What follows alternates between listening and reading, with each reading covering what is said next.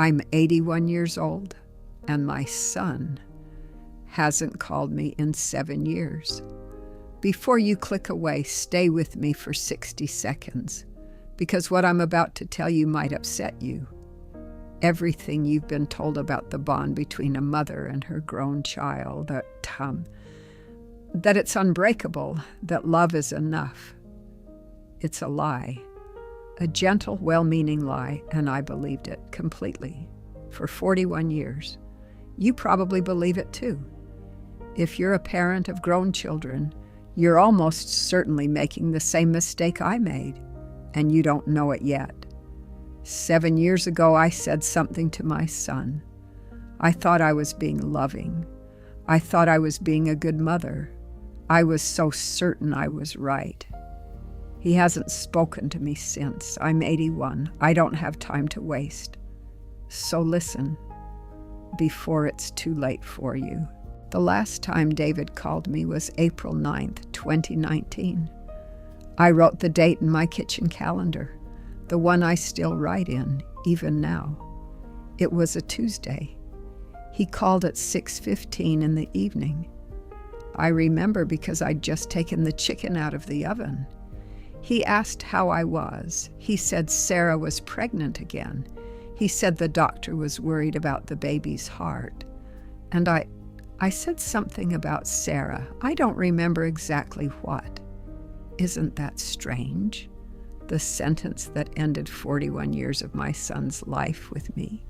And I can't remember the exact words. I remember his silence after. I remember the small sound he made. Not angry, tired, the way you sound when you finally decided something you've been deciding for years. He said, "Mom, I have to go." And he hung up. The baby was fine. I learned that from my sister. Here's what I didn't understand then. That phone call wasn't the end. It was the receipt.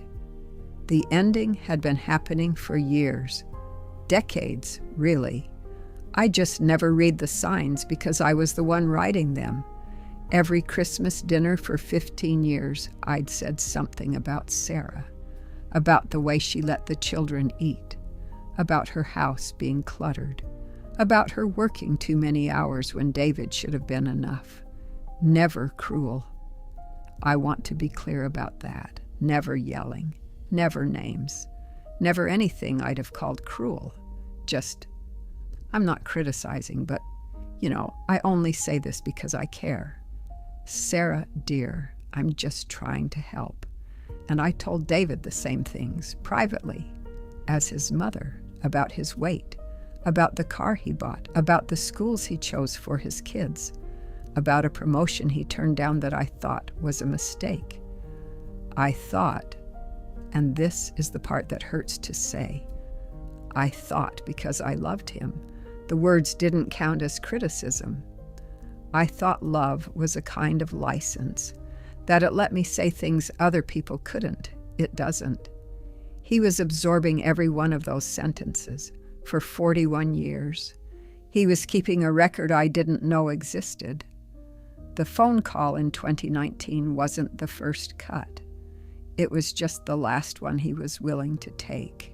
My sister Ruth told me in 1996 that I talked about David's wife in a way she wouldn't allow if it was her son. I said, "Ruth, you don't have children. You don't understand." My husband Gerald told me in 2002 that he'd heard me correct Sarah in front of our grandchildren at Easter. He said David's face had gone still. That kind of still you only see when someone is deciding to never bring something up again. I said, "Gerald, he's my son. I know him." And in 2015, Sarah herself, my daughter-in-law, a woman who had put up with me for 23 years at that point, sat across from me at a coffee shop in Harrisburg and told me plainly. She said, "Eleanor, you're losing him, and you don't see it." I told her she was being dramatic. I told her she didn't understand mothers and sons.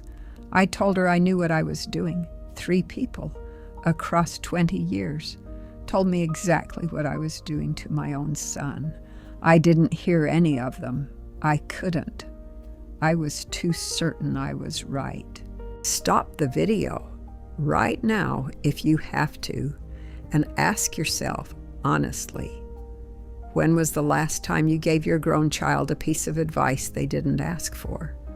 When was the last time you commented on their partner, their parenting, the weight they've put on, the job they took, the house they bought, the way they're raising their kids?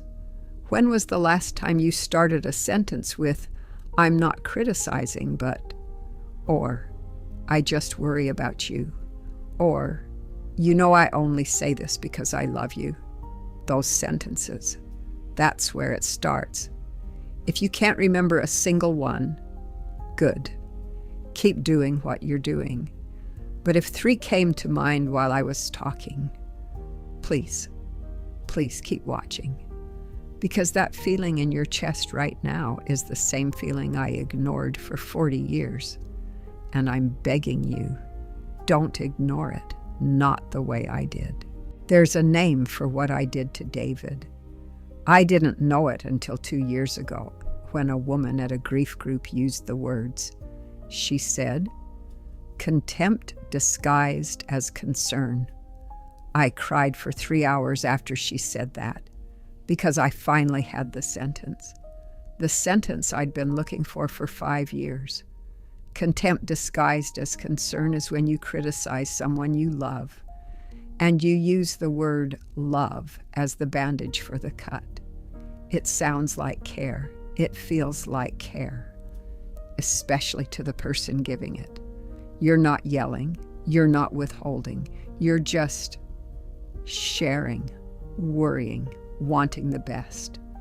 But for the person on the receiving end, every one of those sentences says something else.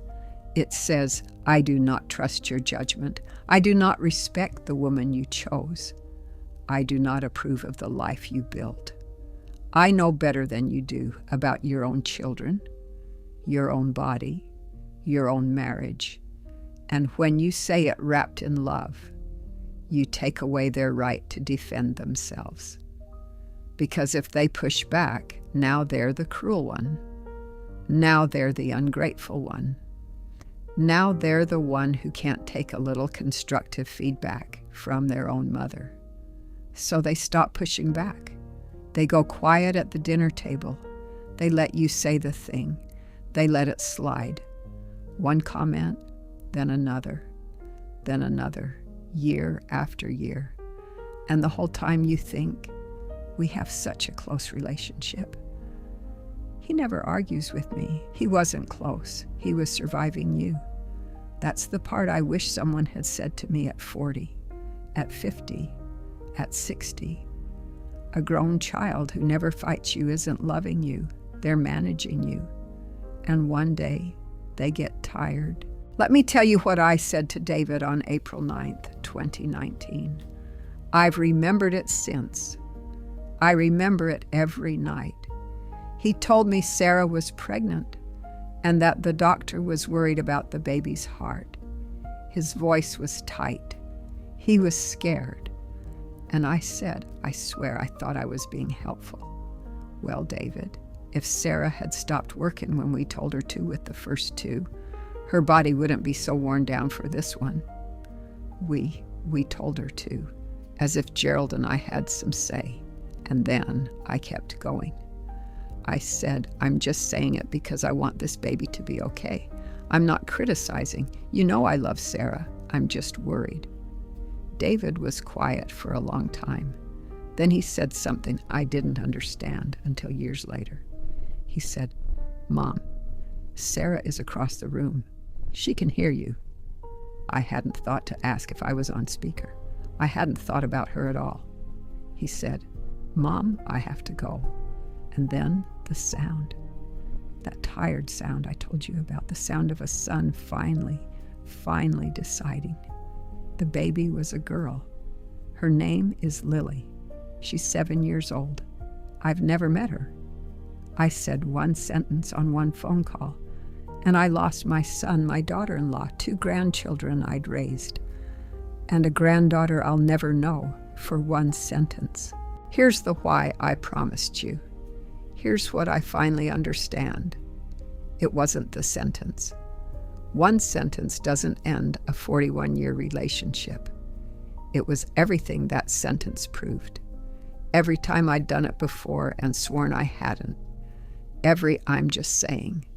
Every I only say this because I love you. Every I'm not criticizing. But 41 years of those sentences had been stacked in David's body like bricks. That phone call was just the one that made the wall too tall to climb. He didn't stop calling because of one thing I said.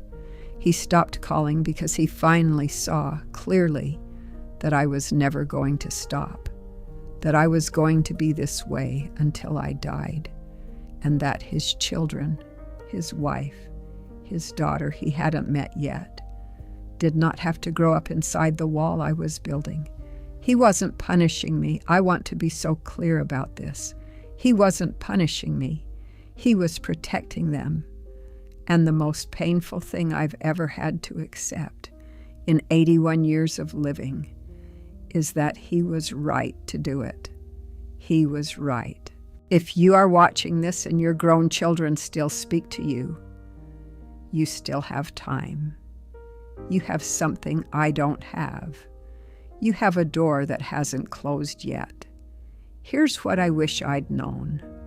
When your child tells you something about their life, a job, a partner, a choice you don't agree with, your only job is to say, "Tell me more."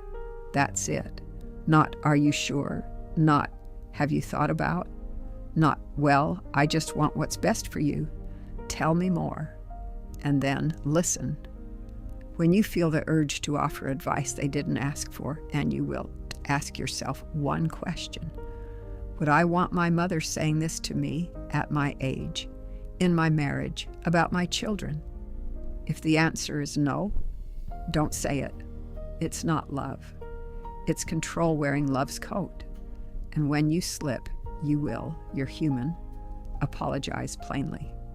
Not, "I'm sorry if you took it that way." Not, "I'm sorry, but you know I only meant," just, "I'm sorry. I was wrong to say that.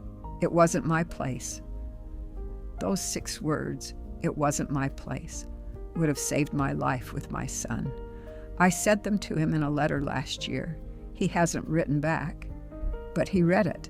His wife told my sister, "That's enough. That has to be enough." I'm 81. I don't know how many more videos I have in me, maybe a few, maybe none. If you've watched this far, I'm asking one thing, not for me. If you love someone who still answers your calls, pick up the phone, not to give advice, not to check in, not to share a concern, just to listen. Ask them about their day, and then say nothing for 20 minutes.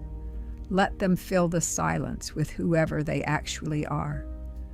I missed 41 years of knowing who David actually was, because I was too busy telling him who I thought he should be. Don't let that be your regret. Share this video with one person you love. You don't have to write anything. They'll understand. Subscribe if you want to hear more from me while I'm still here. And in the comments, tell me one thing your child said that you dismissed. One thing you wish you'd heard. I'll read every one.